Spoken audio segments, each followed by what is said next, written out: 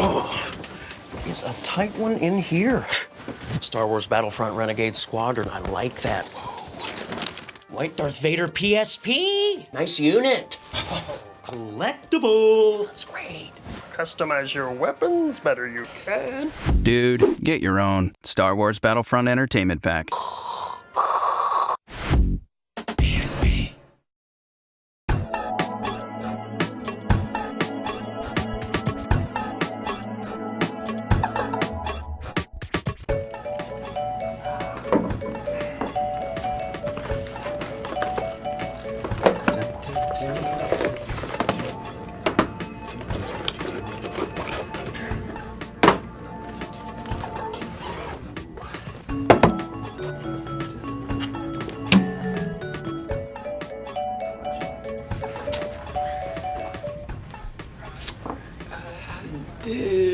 Ray, I don't know about this. I thought I was coming here to play Rock Band. No, dude, no, listen, trust me. This is gonna be great, okay? You're gonna love it. It's a pop culture phenomenon, okay?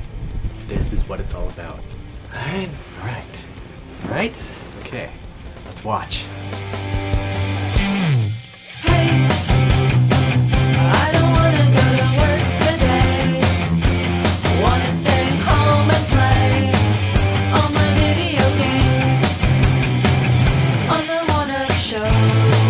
You know you'll be a star on the One Up Show.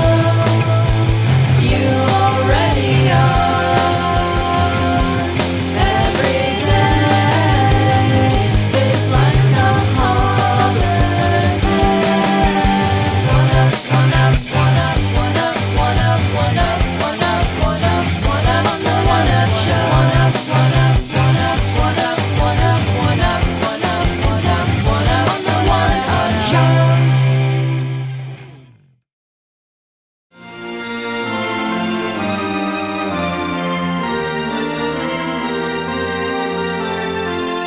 Well, it's an Ivalice game, and there are two kinds of Ivalice games. There are the Yasumi Matsuno directed, hardcore, like Vagrant Story. very serious, FFT. very solemn Final Fantasy XII. And then there's like the fun, happy Ivalice stories like Final Fantasy Tactics Advance and A2.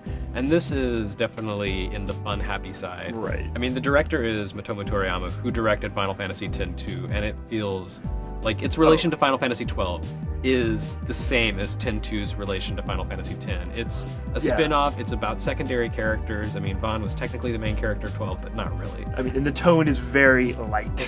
Broken into a mission structure. Yeah, it kind of has the same gameplay mechanics, the gambits and everything as 12, but it's greatly simplified. It works differently, but you kind of get where it's coming from. For a strategy game, something positioned as a strategy game, there's no strategy, like at all. But it's not really positioned as a strategy game. That's the thing. Square couldn't really decide how to position it. It was described as it was described as an RPG, then as an action RPG. They never actually used the term strategy because I don't think Japan really knows what an RTS is. Yeah, you can't They're not market that known stuff to Japan anyway. Yeah, they're not known for making RTSs. Yeah, it's more of a my first RTS because it is simplified, and I don't think it's a perfect game. I like it more than you, but the problem is later in the game when it becomes more difficult. It's difficult to micromanage your units. It's really hard to group people where you want to group them, to send them where you want to send them. It's a better strategy just to spam out lots of units. Actually, what I found is that approaching this like an RTS, where you have lots of individual units that you're controlling, is a mistake. Right. You should really approach it like you've got 5 characters. It's an RPG where you have 5 characters, and they have a lot of little dudes who walk around with them. That are expendable. So, yeah, Very so you expendable. basically, it's like support or something. You know, whichever they're strongest there is a against. little bit of a Pokemon, like, rock, paper, scissors deal going on with the enemy types. And, like, Well, that's normal. hardly Pokemon. I mean, that's pretty common to RTS. You have aerial units that are strong against ground but weak against ranged. But I think this game isn't going after the RTS crowd. This isn't for people who play Supreme Commander. It's for people who grew up playing Final Fantasy and Pokemon, and I think they will find those touchstones and be able to like this game and play through it and enjoy it. If you see it in that light, then it works. If you go into it thinking, hey, it's an RTS, then you're going to be so sad. Of the three of us, I'm probably the not the biggest fan of 12. I respect it, but I didn't have a lot of fun with it. Oh yeah, right. But I think if you were a serious 12 fan, you might be disappointed by the tone, by the dialogue, by the characters, because they're really kiddie. I mean, there is a kid on a hoverboard. You know, like They are did literally kids. did, They're like 11 did and 12-year-old FF12 kids. need a little kid on a hoverboard?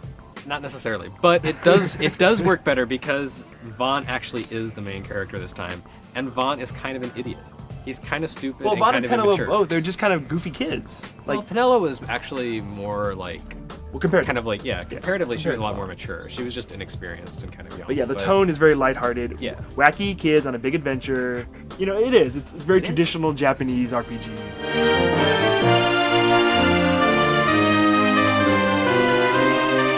Well, so we disagree about the combat and about the story, but we can all agree that the graphics and the presentation are among the best on DS. Like the cutscenes are really good. There's a lot of them.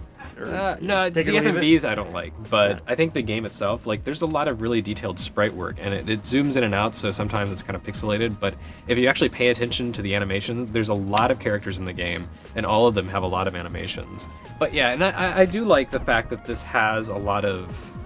It carries over a lot of Final Fantasy XII elements, like the gambits and the summons, and... But they're gambits in name only, Yeah. really. I mean, it's just Well, it's a macro. and like, Not what do they exactly call like gambit. the license board thing? It's not a license board. It's just how you get your summons can't now. remember. But it's similar to license Yeah. board. It's a very similar system. You know. Yeah. I think that even though it's limited, that kind of works in its favor because the DS doesn't have enough screen resolution, doesn't have enough power to really pull off a true full-scale RTS.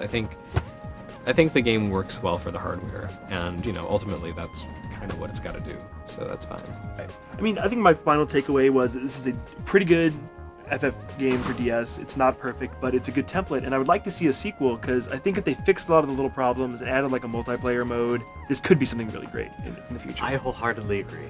You do? I do. You don't want to cancel the series because you hate No. it so much? No, I'm an optimistic sort. No, yeah. Let's try it again, sure. Why not? You'll give it a second shot. I sure would.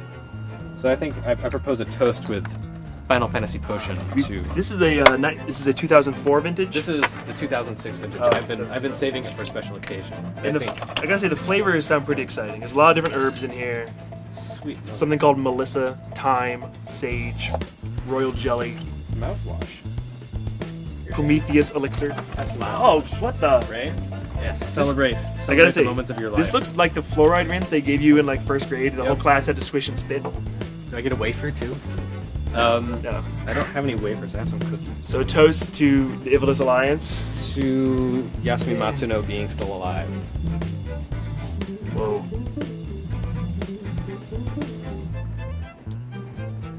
No. It tastes like Flintstone vitamins.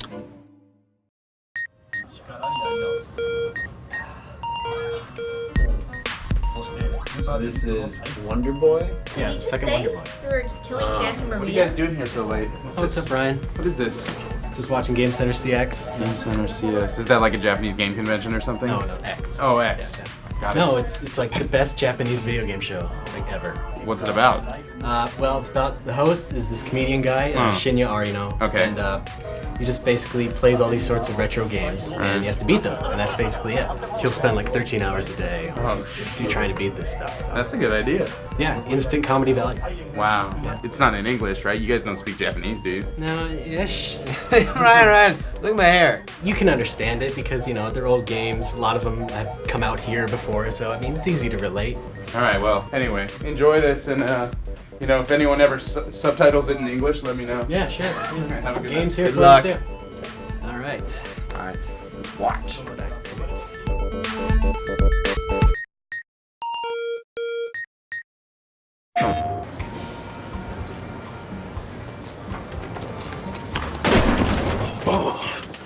Is a tight one in here.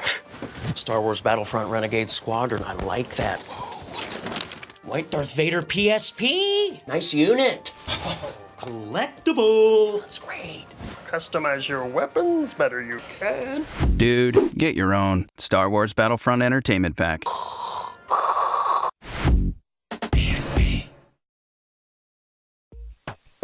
All right, there's the show. Right. And the show is about the guy playing these really difficult old school games. Right. Like the one we were watching was Wonder Boy Right. in Magical Land. and he just plays them for punishment value. Right. He's so frustrated with playing these hard, challenging games that he actually turns into a digitized monster himself, and he sends you as a player back into the past and sends you to, complete a bunch of challenges. What it basically is, it's just a collection of fake retro games, of, NES games. Right. And the point is just to like complete all these little challenges, achievement type challenges or whatever.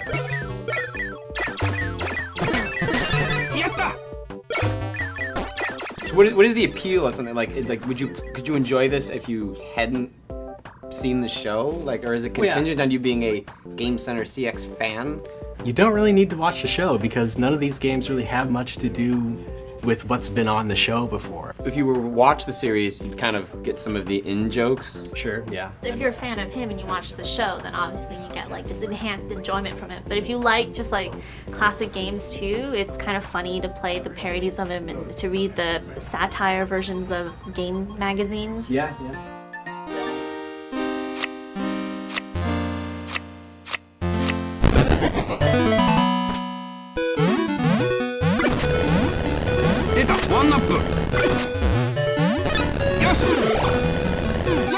He has his little voice clips and stuff because you play as yourself, playing as the little kid version of him that's also being, challenged by the evil cybernetic demon version of him. So it's very meta. Yeah, a little bit. And is it like WarioWare where you just jump from like a menu screen, or is there? Is it a game wrapped in mini games? It's not like rapid fire. You can freely play any of the games outside of the little challenges, and so. It's like that, and the games are pretty damn complete and kind of remarkably good looking for what they are. The Star Prince shooting game, that's a pretty good rip-off of Star Soldier, and that's a really good shooter in my opinion for what it is, which is a sort of fake 8-bit shooter. Right. And if you put yourself in the mindset of, okay, I'm in the 80s, yeah, it's pretty damn good for the 80s.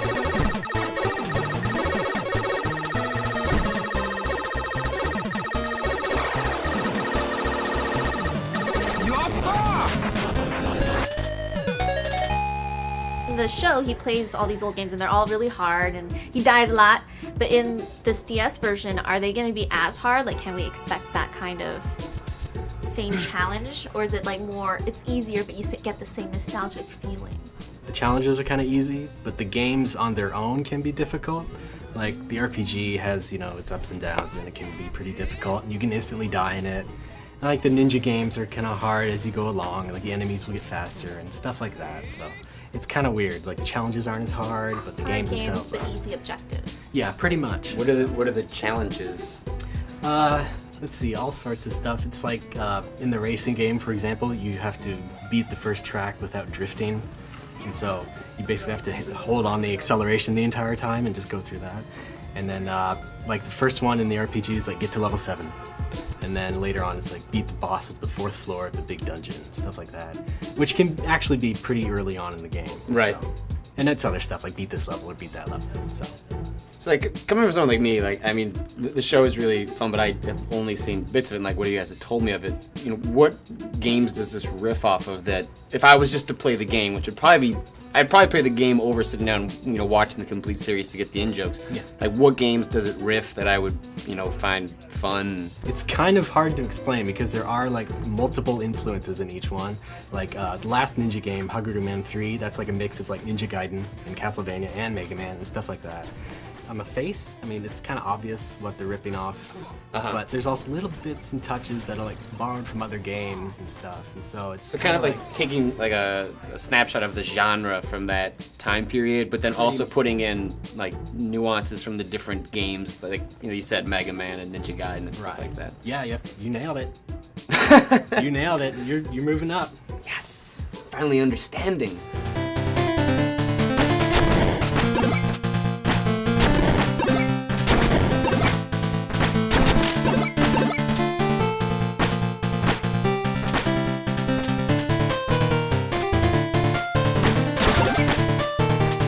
Yeah, it'd be cool because I think they'd have a hard time getting the show to come over in subtitled form or anything like that for people to get interested. But the game would be a really interesting way to get people interested in the concept of the show. Like, how do I, if I saw the game, like kind of like the mini games, like how do I even get the show other than the internets? The internet's... You have the official sets here. How do I track it down? Like, is it like these PlayAsia websites or whatever? I mean, No, I just get them from Japanese Amazon. And they'll Really? ship. Yeah. It's easy to set up. You can watch them without knowing Japanese and just enjoy him like getting frustrated. And you can kind of, if you know the game, you know what's going on. And even though you don't know what they're saying, it's still pretty entertaining for the most part. But if you really want to know, Ray actually also has a fan site that has an episode guide of all the episodes of what's going on. So. how long has this show been going on for? Since '03. But back then it was just like kind of an interview show, and so by the second season they changed it into the challenge stuff because it was far funnier. It sounds really cool. It'd be really interesting to see if they could somehow adapt it, but it seems it would be pretty difficult unless you were to bring like the complete package over. And even then, I have no idea what kind of some personality they would put behind it to do the same sort of thing. Yeah, Ray, would you be the Game Center CX America guy? Yeah. That's a pretty good idea. I like the sound of that. Or Dave Coulier. There you go. Sorry. Very good suggestion. Very good.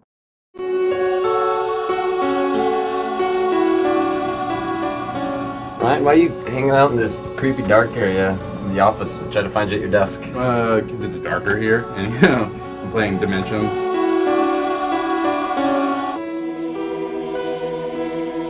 And that is all I know. I know my mother. I know my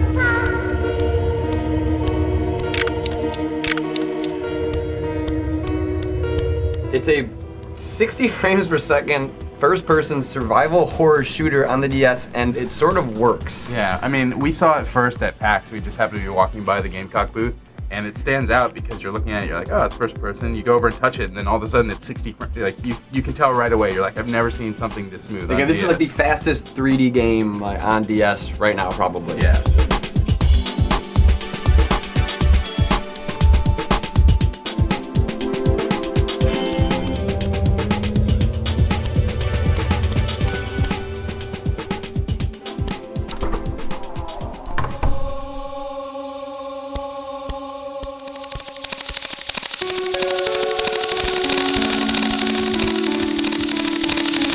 Control it like any other shooter you do on the DS. Right. And that's awkward in and of itself. So you can look and switch between your weapon and the flashlight and fire. Like, this is the ideal way to hold it if you're approaching it like as a normal console shooter. And that looks pretty fucking Awkward. god to awful. hold. It's not that fun. Yeah, I hold it actually with one hand, just one finger on the left button and one finger on the D-pad. And you're right, you can switch weapons with the R trigger, but you can also do it by tapping on the screen, and it goes really fast. So I found myself just playing mostly with the touchscreen, the buttons, the D-pad, and the one L button to fire. And to me, that's fine.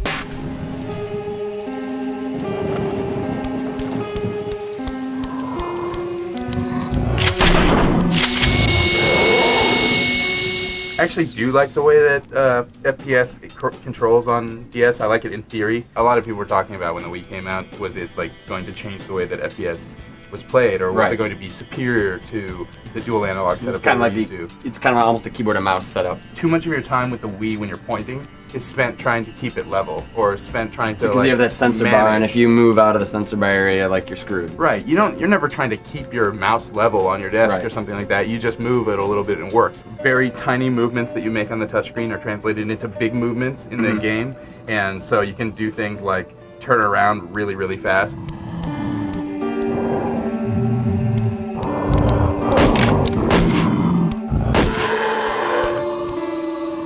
The reason this works with the limited controls is because the enemies are slow, you're not fighting a whole lot of them, and that compensates for the fact that the controls aren't very good. I totally disagree. I think that the controls are excellent. Like, I love controlling the game. That's my favorite part about it. And I don't like the combat because I think the enemies are lame. All they do is walk at you and attack, or fire at you and run right at you. And I find myself just backing up and firing. Part of the problem is, like you said, there's this weird fog of war in the game. You get a flashlight pretty early on, you can turn it on, and then all of a sudden the draw distance looks really good. But then you turn off your flashlight, and there's just this wave of blackness that's 5 feet in front of you.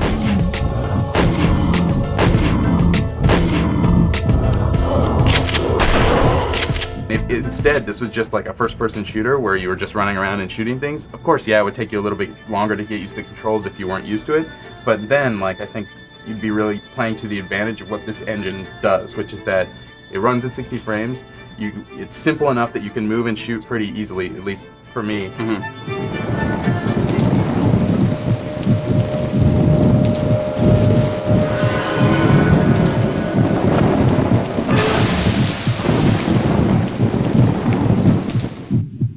The survival horror part of it is good because the atmosphere is good. It gives it this like kind of limited color palette that works on the DS. You know, it's like the same as any Silent Hill sort of thing.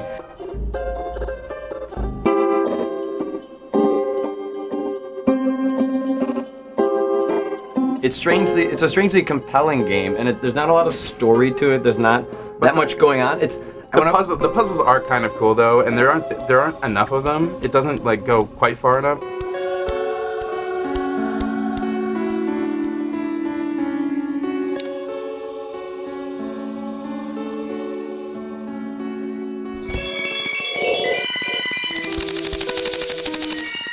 And it doesn't really take advantage of the touchscreen in most of the puzzles, but it does have the thing that some of the DS games have been doing lately, where you have a notebook and you like write notes for yourself and all that stuff. Like, I don't want to sound down about it because I really do admire a lot what the game does. If this was somehow like an interactive like audio book or something, like if I was reading like the Stephen King's like The Mist audiobook, and like I was like running through this environment, like sort of like it was more of an adventure game or something like that, where the combat wasn't so heavy. This is very much an action game, right? But it also shares a lot with a game like Hotel Dusk. But at the same time, like both of those games have deficiencies that could be solved by like integrating, you know, like elements of this game and elements of that game together. So there really is this kind of first-person adventure story. And I think there is like this game that we are wishing for like out there at some point, especially because it doesn't seem like the DS is going anywhere anytime soon. I don't think so. Everyone feels differently about Assassin's Creed, right? But the thing that they did right in that game is Altair running around and jumping and climbing up buildings. Like that, no one can argue, like that's pretty well done. Right. In this game, this is almost the same situation. The base mechanic is like so fun. Just like for me, running, turning the camera, it's shooting, super fast. You're running around this environment, and it gets like those basic things that haven't been done right, and that's what makes the game like it makes you excited for what other people could do with what the game has laid down as a foundation for like DS shooters. Right, like if they used this technology and then just hired people with like a few better ideas as far as like game design goes. Yeah, I mean, in this game, I mean, it has some cool ideas, and I like the fact that it's pretty basic, like as far as like a survival horror like shooter game, and I think it could be like a good setup for a sequel. Like there's not a lot of meat to the story, but when you're playing a DS game, you know, it's okay. Like it's fun for what it is, and like I appreciate what Dementium does for what it is, and it does make me really excited for what other people can do like with an engine like that. Totally. You know, John Carmack just started like id Mobile with his wife, you know, and one of the things he was talking about is that after they finished Orcs and Elves, they were talking about doing Quake Arena for the DS, and now like after playing this, I'm really looking forward to that. Yeah, I think it would be great.